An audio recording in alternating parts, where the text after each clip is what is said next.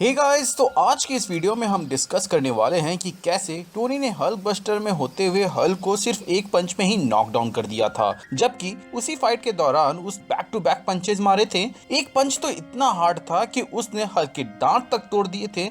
And ये वाला पंच तो भाई साहब इतना खतरनाक था कि एक साउंड वेव तक निकला था, जिसके वजह से आसपास आप इम्पैक्ट देख ही सकते हैं। मुझे मालूम है अब आप सोच रहे होंगे कि वो दोनों इतने देर से लड़ रहे थे तो उसका असर हुआ और हल्क धीरे धीरे कमजोर होते जा रहा था, प्लस बिल्डिंग का गिरना, ऊपर से उस पे रॉकेट्स का लगना, इसलिए बेचारा हल्क कमजोर हो गया था। इसीलिए वो लास्ट में एक पंच के बाद ही नॉकडाउन हो गया। बट अगर आप थॉर वर्सेस हल्क वाले फाइट को एनालाइज करें तो आप वहां पर देख सकते हैं कि हल्क यहाँ पे थॉर से काफी देर लड़ता है और उसके बाद से थॉर एक खतरनाक लाइटनिंग भी मारता है, जिसके बाद सब हक्के भक्के हो जाते हैं। But that's not all. उसके बाद वो दोनों एक दूसरे की ओर दौड़ते हैं पंच करने के लिए, लेकिन वहां पे थॉर हल्क को पंच कर देता है, जिसके बाद से एक साउंड वेव निकलती है आसपास और उससे वहाँ पे थोड़ा सा डिस्ट्रक्शन होता है, जो कि ये दर्शाता है कि वो पंच कितना खतरनाक था। लेकिन उसके बाद भी हल्क वहाँ पे खड़ा होता है और अगले राउंड के लिए रेडी हो रहा होता है, लेकिन ग्रैंड मास्टर वहाँ पे ओबीडियंट डिस्क को एक्टिवेट कर देते हैं, जिसके बाद से थॉर यहाँ पर नीचे गिर जाता है। अगर आप हल्क के one of the plus point की ओर देखें तो हल्क जितनी ज़्यादा देर तक लड़ता रहेगा वो और भी ज़्यादा ताकतवर होते जाएगा, प्लस उसका गुस्सा भी बहुत ही बड़ा मेजर फैक्टर है। और ये चीज़ हम लोगों ने द इनक्रेडिबल हल्क मूवी के अंदर देखा था, जहाँ पे एबॉमिनेशन वर्सेस हल्क देखने को मिलता है, जहाँ पे शुरू में एबॉमिनेशन हल्क के ऊपर भारी पड़ रहा होता है अपने स्ट्रेंथ की वजह से, लेकिन वहाँ पे हल्क उसे आउटस्मार्ट करता है और एनवायरमेंटल यूज़ करके उसे वहाँ पर हरा देता है।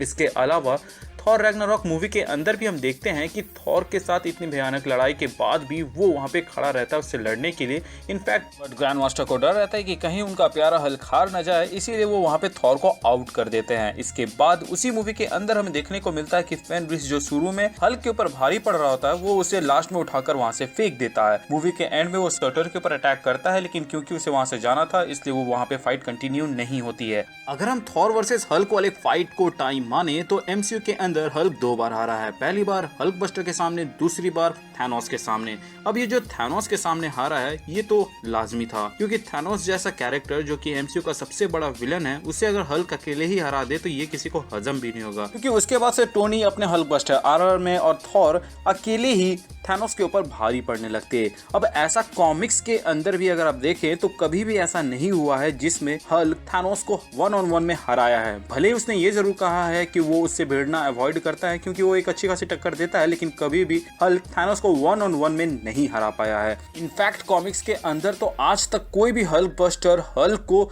शांत नहीं कर पाया है। इनफैक्ट टोनी ने जितने भी हल्क बस्टर बनाए हैं उसे हल्क ने आराम से तोड़फोड़ किया, फिर उसे हरा दिया है। लेकिन एमसीयू के अंदर हमें देखने को मिलता है कि हल्क बस्टर के ऊपर हल्क भारी नहीं पड़ता है, उल्टा हल्क बस्टर हल्क के ऊपर भारी पड़ जाता है। तो इसका सबसे पहला कारण ये है कि स्क्रिप्ट की डिमांड, और दूसरा कारण ये था कि हल्क बस्टर को बनाने में ब्रूस ने कोऑपरेट किया था, यानी कि जितने भी वेपन्स उसे यूज किए थे वो इतने केपेबल थे कि वो नॉर्मल हल्क को कंट्रोल में ला सके, एंड वो सब टेस्टेड थे हल्क के ऊपर। बट वांडा ने जब उसके दिमाग के साथ खिलवाड़ कर दिया था तब वो नॉर्मल हल्क नहीं बल्कि आउट ऑफ कंट्रोल वाला हल्क था, जिसके बारे में ब्रूस डरता था कि अगर वो हल्क बाहर आ जाएगा तो बाहर में तबाही मचेगी।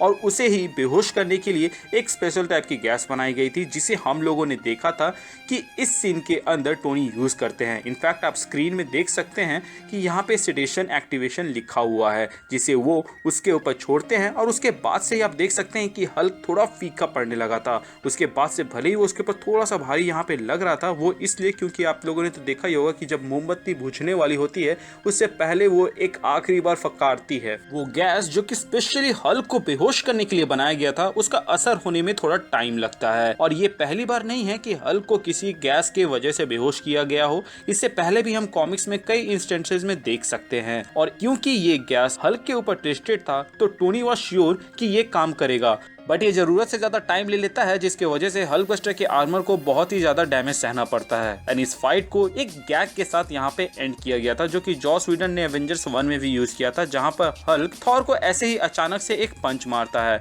एंड वहीं इस मूवी के अंदर हल्क को अचानक से टोनी पंच मारता है। वैसे ही एक नॉट भी हो सकता है बहुत ही पुराने कॉमिक का, जिसके अंदर हमें देखने को मिला था कि टोनी ने अपने नॉर्मल आर्मर में रहकर ही हल्क को एक पंच मारा और उसे बेहोश कर दिया था। अब ये पुराने टाइम के कॉमिक्स है तो उसमें वो कुछ भी दिखा देते थे और वहाँ पे पावर लेवल्स हर किसी के एक अलग ही लेवल पे रहते थे, जिनके बारे में अगर मैं बोलना शुरू करूँ तो आप लोग को ये पता नहीं वो लोग उस टाइम पे कौन सा नशा टानते थे। सो गाइज आई होप अब आप लोगों को पता चल ही गया होगा कि क्यों हल्क बस्टर इतना कैपेबल था हल्क को हराने के लिए, और वो पंच नहीं बल्कि वो गैस से रिस्पॉन्सिबल था इस मैच में हल्क का यहाँ पे हारने के लिए। सो गाइज कैसा लगा मेरा आज का ये वीडियो आप मुझे कमेंट सेक्शन के जरिए बता सकते हैं। आपको कोई नई इन्फॉर्मेशन जानने को मिली या नहीं मिली वो भी आप मुझे कमेंट सेक्शन के जरिए बता सकते हैं। वीडियो अच्छा लगा हो तो लाइक करें, खराब लगा हो तो डिसलाइक करें। बाकी अपनी जो राय और सजेशंस हैं आप मुझे कमेंट सेक्शन के जरिए बता सकते हैं। चैनल पे नए हैं तो चैनल को सब्सक्राइब कर दे ताकि मैं आपको ऐसे इन्फॉर्मेशन देता रहूं। अगर पुराने हैं तो प्लीज चेक कि आपने बेल आइकन दबाया है कि नहीं, ताकि जब भी मैं कोई वीडियो डालूं उसका नोटिफिकेशन आपको जाए। So guys thank you for watching this video और नेवर फॉरगेट कि लोगों की मदद करें, अपना ख्याल रखें एंड कीप मूविंग फॉरवर्ड का रट लगाकर आगे बढ़ते रहें।